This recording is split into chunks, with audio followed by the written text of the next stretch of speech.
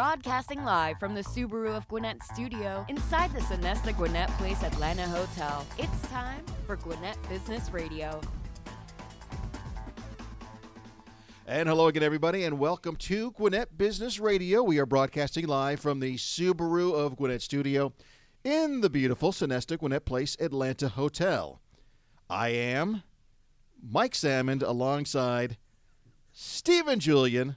Did you go to Dramatic Pause Workshop over the week or something? Holy cow. How are you, sir? I am great. Glad to be back on the award-winning Gwinnett Business Radio. There you go. In the Subaru of Gwinnett Studios in the beautiful Atlanta Sonesta Gwinnett Place Hotel. We're going to have a great show today because I'm hungry. We have a restaurant that recently opened up in the Suwanee area. Yeah. But they did a major PR goof. A goof, and the PR person's sitting here. Oh. They didn't bring us any food. No, it doesn't matter. How can you go to a radio station and not bring some of the great cuisine that Ryan Smith is putting together? There's two effective ways to do this. One is to bring the food. The other is to do such a great interview that when it's done, we have to get off the air and immediately go and have lunch.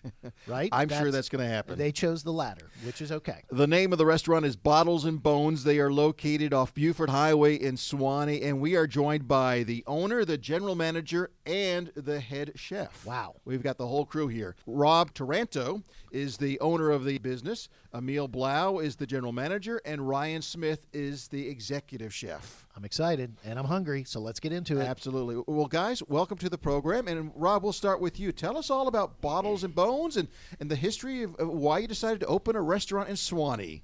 Well, gentlemen, thank you. I really appreciate you having us on. We're really excited to join you here today and tell you all about our brand-new restaurant here in the Suwanee area. We feel this is a groundbreaking restaurant for this area. Upscale dining hasn't really been the norm in the northern Gwinnett area. We wanted to fill a void in our community and bring a wonderful new dining option to the downtown Suwanee area. And we're going to get into the menu and all the atmosphere and everything else there. But the location on Buford Highway, you're right there next to Suwanee Town Center. So you're in an area right now. There's a lot of construction going on around you, a lot of housing going on around you, which is good too. Oh, absolutely. The area is changing. It continues to grow. The traffic has picked up, and there's brand new apartments, brand new condos, brand new townhomes that are going up in the area. We really are fortunate to be in a growth area that will support this restaurant for a long time down the road. Ryan, Mike, I apologize. I'm going to cut you off. I want to bring Ryan Smith into the conversation because, as I stated at the beginning of the show, I'm hungry. You're going right to the food. Ryan, if I go to Bottles and Bones, what are some of the things I can enjoy off the menu? Tell me about the menu. Well, I think first and foremost, we try to make a very strong display of great steaks.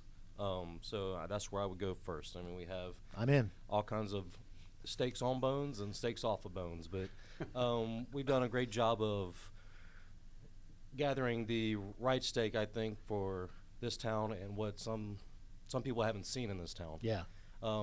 We managed to get a great steak from the Midwest, from Nebraska, and what we've been able to do is get very specific and work with a company to get exactly what we want, a quality that's not seen around here. Yeah. And that's where I would go first. So steak's a great foundation. I would imagine then you kind of branch out from there. What are maybe some of the unique things on the menu that I might not get anywhere else? So we do a great Sorrento-style lemon chicken, which I think is amazing. So what Rob was able to procure for us is the Jaspers. Jasper is something out of Barcelona, Spain. It's a coal-burning oven, and we also have coal-burning grills. And that creates a different style of food, a different taste to what you got. By the way, before you guys even came on the air, our producer and head of development, Amanda Pierce, said that we have to ask about the lamb, and it's described as beautifully Frenched. Can somebody tell me a little more about what that means? So we get in these beautiful lamb racks, and we take the time and the care to really clean them up, get a nice stark white bone on them, and get them ready to where you have to eat them and not play with them. You can just go straight for it. Again, I'm hungry. I'm leaving after the show. Pick it up, Mike. Rob mentioned kind of sort of like, groundbreaking, historic in a way as far as the opening of this restaurant. So I'll ask Emile, what is it about Bottles and Bones that is unique and different in as far as the dining experience here in the Suwanee area? Well, there's many things, but, we work with ownership that has an extremely clear vision of exactly what they want. It's well communicated, and as we brought the staff together, we had a blank canvas. Okay, it was, as I told the staff, we can create whatever we choose to create. We can be as great as we choose to be. And Ryan and Rob and myself and his wife Jennifer, we have driven that and are driving that to excellence that everyone talks about, and I think that we are actually achieving and will continue to achieve. Now, Rob, this is not your first restaurant, but also you haven't been in. You're not exclusively from the restaurant business. Talk a little bit about your background and how you got to this point. Oh, absolutely. As a kid growing up in this area, there weren't a lot of job options coming out of high school, so I jumped right into the restaurant field. I worked my way up many years as a server, bartender, that kind of stuff, and then took a job in the hotel industry, where I worked my way up the ladder all the way through catering, assistant food and beverage director positions. Before then, I was actually plucked and put in a position as a maitre d'. Back in the day, there were maitre d's in restaurants, if we remember that, in a restaurant over in Smyrna. So, I earned my stripes. There was pedigree there.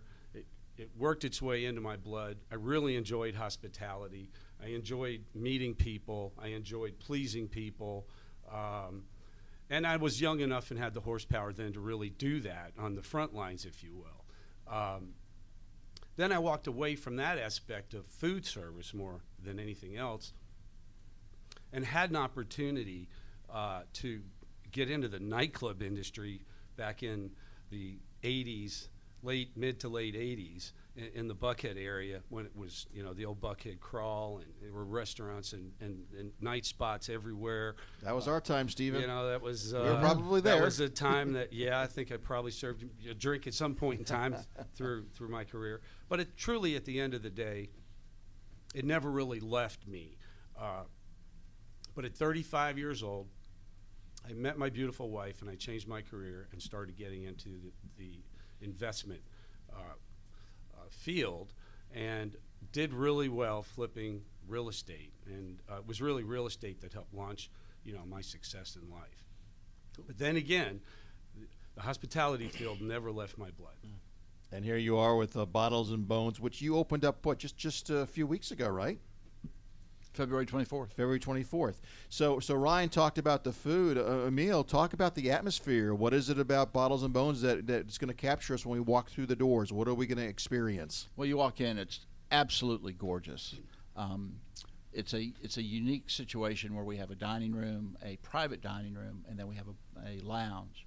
The lounge and the dining room are separated. So our live music that we have Wednesday through Saturday complements the dining room but does not overpower it.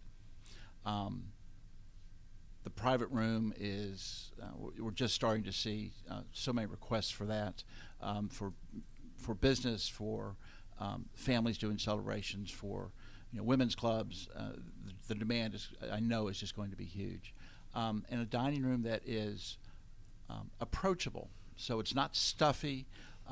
You walk in and immediately I think you visually are comfortable, and the staff does a great job of making people feel comfortable. It's a very, very approachable space. The bar itself, it's horseshoe shaped, so there's interaction at the bar instead of most bars that are just linear, and you're looking into a mirror. This bar screams for interaction. Talk a little more about the lounge. It is separate from the dining room, or semi-separate from the dining room, and, yes. And you have live entertainment. You said Wednesday through Sunday? Wednesday through Saturday. Oh, Wednesday through Saturday. So, and we're still, it's still morphing into exactly what's going to be. But great piano players. We'll have jazz music. Mostly, I think Friday, Saturday night will morph into Well, it's a place for the artistic community of Suwanee, Gwinnett County, and surrounding metro area to, ply their wares. I mean, I'm sure you're going to get a line of people who are ready to perform, because that's not something live music is not readily available across. Exactly across right. It area. is not only the performers, but in Gwinnett County, we feel that there's just not a place that is approachable, that is upscale, that is new and modern's not the right way to say it, but it's open air, and it's got a feel to it that's nowhere to be found. And the hungry question I have to ask, forgive me, I'm doing this whole interview hungry, so I apologize for that ahead of time. Is there any difference in the menu between the lounge and the full restaurant? Yes and no. Okay. So the full menu is available in the lounge up till the time the dining room closes. The dining room closes 1 hour before the lounge does, or however long the lounge goes. And that's effectively a yes. I'll take that. Yeah. And then after that, we have basically a sub-menu of items that you can get, last call. A last call. 9:45. You're probably not going to have the 32-ounce porterhouse. You might want a meatball or a burger or something like that. Like it. Well, it's an hour more work for Ryan over here because we have already seen an uptick in our bar clientele that comes in a little bit later, and now has a place that they can rely on to get another dozen items that are on our full menu for another hour each night. Yeah, I like it. You've used the word upscale, Emile. Give us an idea of the price points. Is this a place that you would bring the family? Is this more for a date night type atmosphere? A little bit of both, maybe. We are not everything to everybody, but we are many things to many people. So you can come in and sit at the bar, have a glass of wine or a cocktail, have some small plates. You can come in with your family on a Tuesday night where nobody wants to cook and dine reasonably priced. You can come here and blow it out with big wines, big steaks, and we have something for everyone. We have something for every occasion. All right, Ryan, I want to bring you back into the conversation. You've been very patient over there, almost like you're thinking of what you're going to make later today. So we talked about the steak and we talked about the beautifully French lamb. But I'm imagining if this is a welcoming atmosphere and something that's very different from anything else in the county, there's got to be some chef-inspired creations going on here, some things that might be seasonal or some. And I don't want you to necessarily go through a list, but talk about yourself. What inspires you, and what are the things you're going to bring to the restaurant that other people that people have never experienced? So what I like to do, or what I try to do, is I like to use a lot of local, but local still has to be good. Just because it's local doesn't mean it's good. So local and good. I like the combination. Okay. So taking the time to really procure a lot of different produce and local seafood from the Atlantic coast and up in Brunswick and Savannah and Charleston, working with a lot of local vegetable farms and pig farms and all kinds of different items that we can get that we feel are the best that we can get. That's my main goal. Outside of that, I look to just fresh, and I mean fresh as in bright flavors. I use a lot of herbs, a lot of lemons. I like it to really shine and inspire you when you're eating. Also, along the same lines as the dining room approach, food needs to be approachable. So we've created this high-end atmosphere, place you can really go on a nice night, enjoy yourself, but not feel overwhelmed by the food. All right, so I'm not going to ask you to pick a favorite item, because that's like asking somebody to pick their favorite child in some respects, right? What I will ask is this: if I go, you eat. So let's stick with steak, because you said that's kind of one of the main foundations, and I like it. It goes with the bones. So I'm a steak guy. I'm a meat eater. I like going to a steak. What's going to be different about my steak meal? Because if I go out for steak, it's, you get the typical side, or you get there's a typical steak meal. What is atypical about the entire meal of steak that I would get at Bottles and Bones? Is that a fair question? I think so. Okay, good. I thought so, and I thought you could handle it. Good heavens, you're an executive chef. Go for it. I would say, as far as the steak goes, there's two main points. We have some of the most well-marbled steaks I've ever seen in my career. I like it. And so that's obviously going to give you a nice, juicy, tender, flavorful steak. And then the Jasper grills. Mm-hmm. The flavor it imparts from the coals is just amazing. Okay. And adds that outdoor barbecue-y type feel. You know, yep. It's not just roasted in the oven or cooked on a gas grill. So it imparts a very specific flavor. I am not an expert on food, but I am enough of an expert. My belly shows that, Mike. What I like is, here's an executive chef, and he didn't talk about trinkets. He didn't talk about, we put this cranberry sauce on top, or we did it. He talked about the quality of meat, and he talked about how it's cooked, and those are the two most important things in a steak. So you have to finish the rest of the interview, because I'm going over to You're gonna be licking. I'm going to make sure I'm first in line today. I'm going to butt in here for a minute. Yeah, please. Because Ryan is so humble, but he is so talented, and for someone's brain and their taste buds to be so well connected, he imparts so much subtlety into the non-steak items, our salads, our appetizers, our side dishes, and you don't realize it. You know something's different, and you know it's really, really great, but you don't know why, and that's part of his magic that he imparts. And one of the things that we've enjoyed as the menu's developed and whatnot, you know, he'll put a dish together, we'll taste it, we'll, as Rob would say, we'll noodle on it, we'll come back and do it again and again, and every time the flavor profile and what he's done is it's amazing.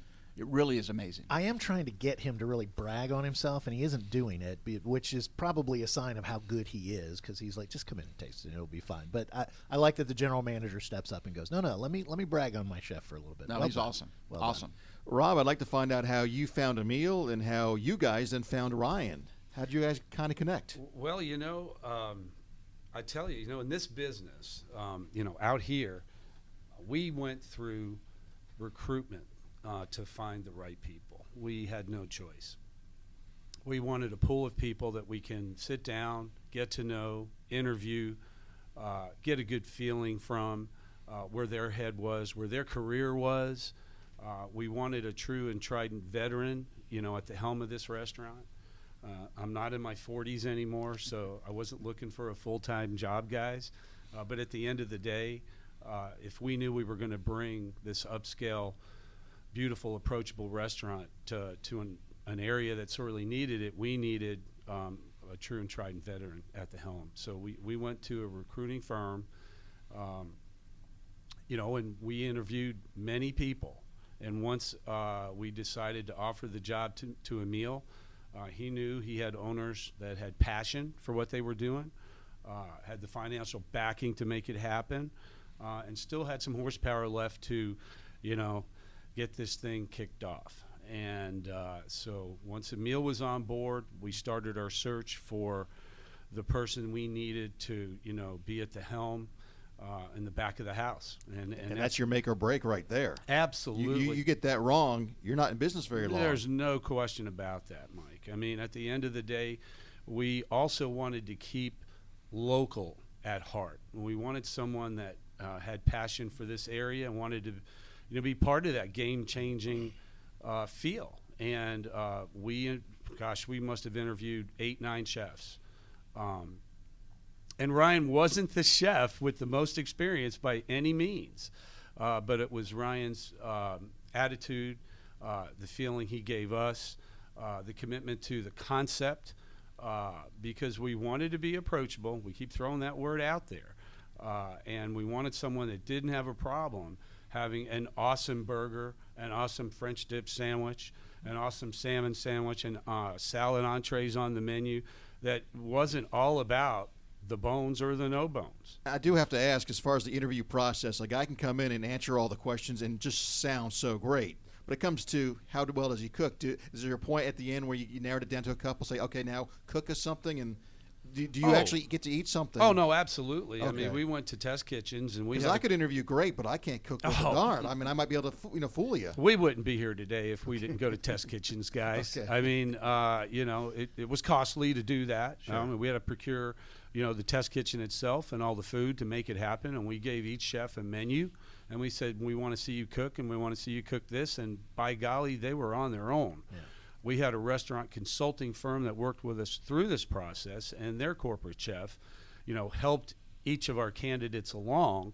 And we sat down and we went and ate. And all the food from all the chefs, quite frankly, were good.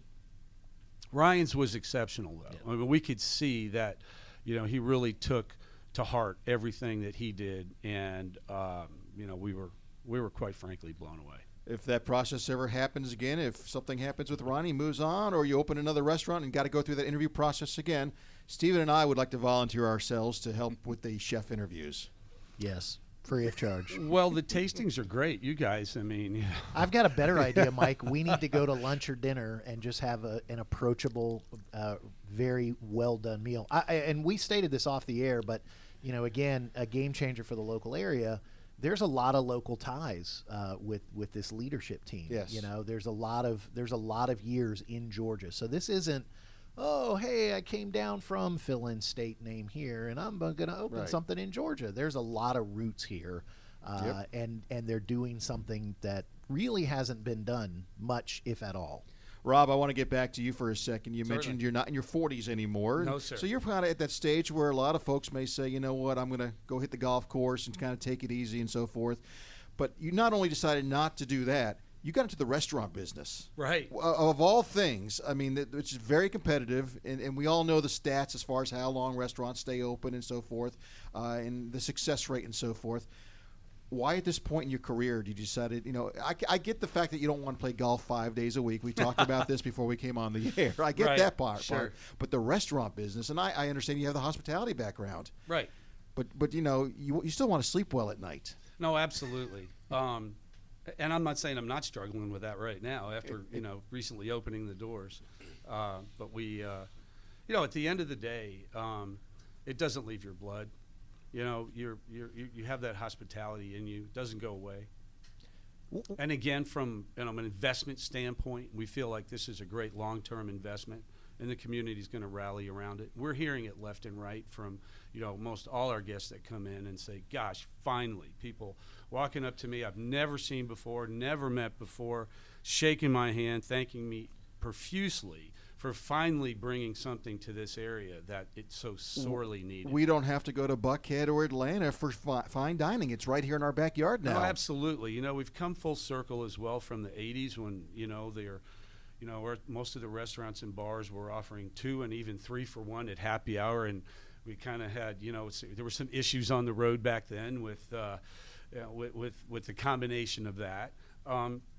But today, there's Uber, there's Lyft. If people want to go out and have a bottle or 2 of wine, they don't have to drive home.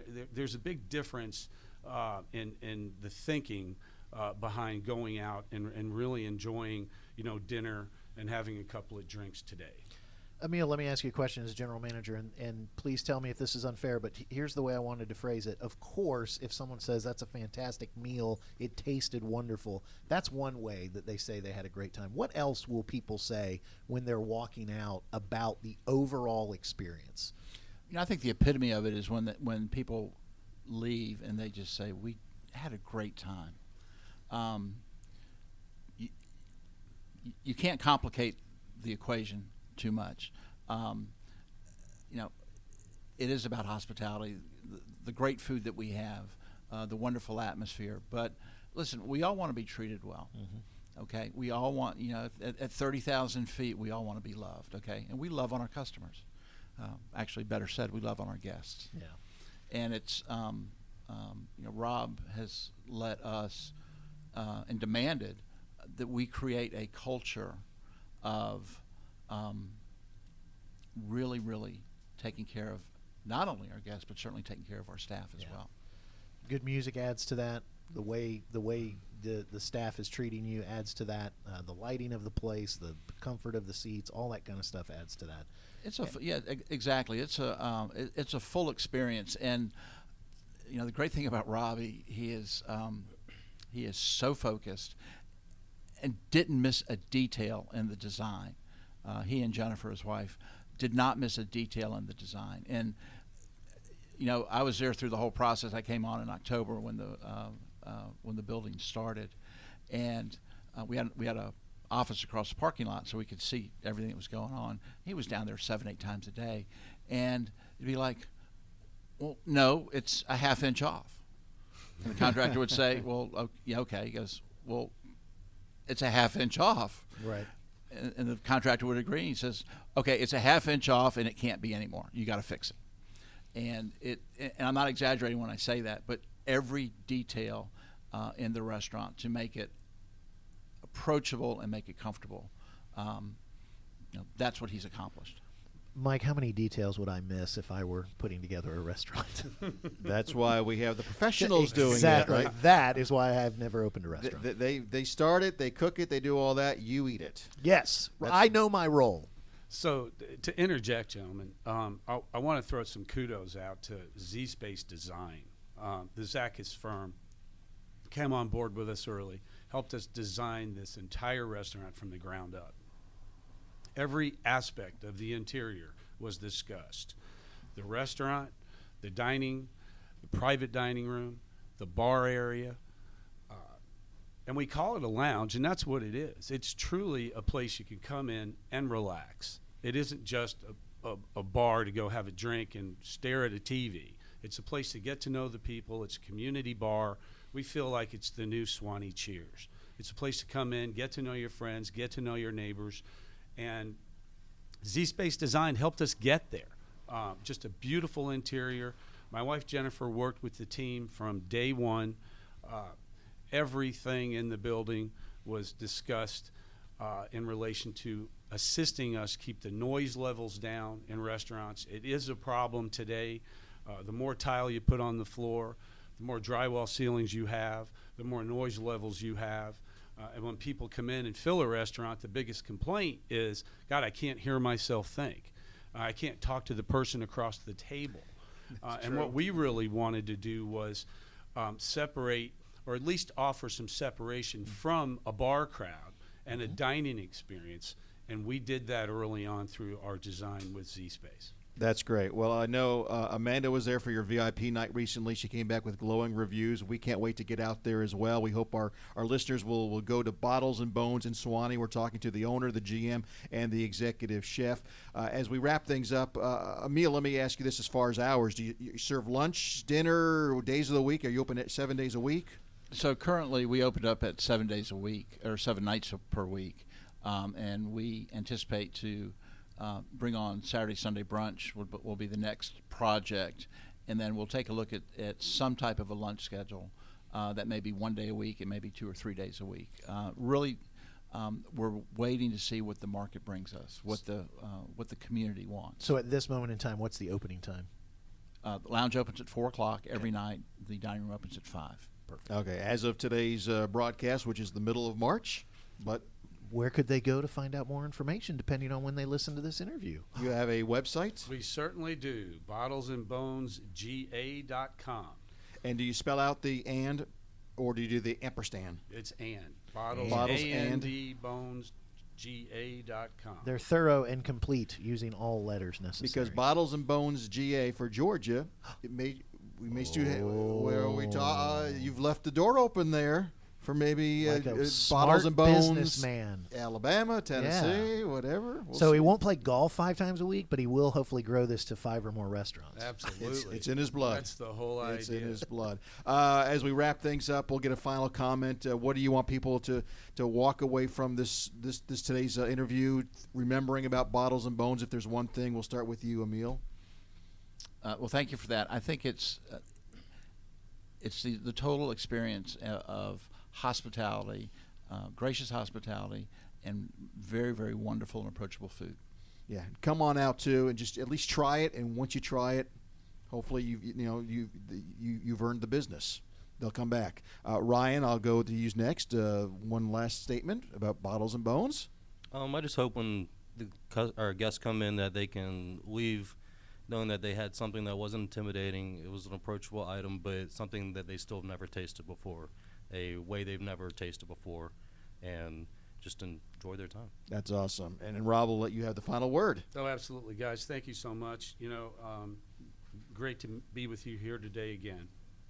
I want to say that this was all about old school hospitality, bringing things back from a past time period, that when you walked in a restaurant, you actually were greeted by someone that looked you in the eye and knew your name and took care of you and wanted to know, hey, how are you today? Or how's your family? We're here to build those relationships, those long-term relationships, with the community, and we feel we're already on our way in doing that. And that makes a difference, Rob. I'll tell you, I was at a restaurant not too long ago, and the person that was serving me, they just they didn't even look me in the eye. They seemed like they were just kind of bummed out. And so I tried to make the small talk, and they didn't even seem happy to be there. Oh, absolutely. It doesn't matter how good the food may or may not have been. And you're not going back. Yes, it's unfortunate. We see it, every day. That's not who we're going to be. Yeah. So we're not your daddy's old steakhouse. We're a little bit more modern, a little bit more upscale, so we want people to feel it's a place that they can call their home. If anyone's a binge watcher of old TV shows, you're not the timber mill from Frasier, where Martin always liked to go. Go look up that episode. I think it's season 1. Yeah. Rob Taranto, Emile Blau, and Ryan Smith from Bottles and Bones. The address is 400 Buford Highway in Suwanee. It's right there next to Suwanee Town Center. Well, yeah, right next to Suwanee Town Center. Right next to the Solus apartments. No, they were Solus. They just changed names. Yeah, Siena. Siena. Yeah, but you don't need to know that. You just need to look for Bottles and Bones right there on the street. There you go. Thank you so much, gentlemen. Thank you. Thank you. So they are high class, and they are top-notch restaurant, because when you asked that last question, my answer would have been, that's what I want. That's what I want to be thinking when and when can I come back? Mike, I want to remind everybody that Gwinnett Business Radio does come to you from the Subaru of Gwinnett Studios. Love is what makes a Subaru. Our listeners can get big savings and enjoy their hassle-free experience at Subaru of Gwinnett, where people sell cars. Visit SubaruofGwinnett.com and join their family today.